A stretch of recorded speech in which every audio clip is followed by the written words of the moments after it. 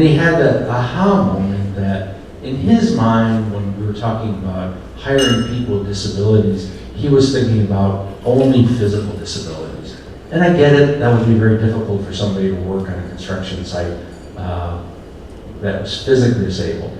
But then you realize that, there's people with sensory disabilities. There's people with cognitive disabilities. There's people with emotional and behavioral disabilities. And in fact, if you know a person with disabilities, you know one person with disabilities. Everybody has a different story to tell, and like anybody else has different capabilities. And that really took Dave back a second and said, I've been too narrow in my thinking on this. Of course we can hire people with disabilities.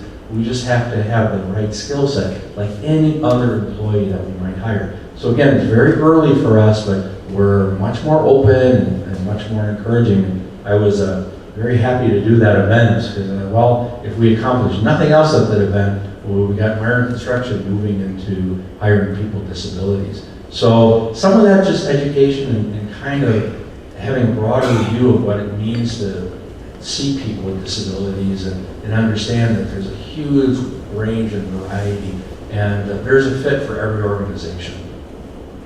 At a location, giving him very little hours because of this perceived habit he has. To last year, our Sheboygan location was Employer of the Year for Sheboygan County with Disabilities. What changed? One person came to that store. All right. So you talk about how do you get it going in the organization, like Ed talked about. It takes an advocate at your location. All right. It takes one person to be the champion, and that champion educating everybody else and eliminating those fears or perceived perceptions that exist at your location. For us, our Sheboygan location was Mary. She's been a great example and a great testimony for the rest of our 31 stores throughout this state.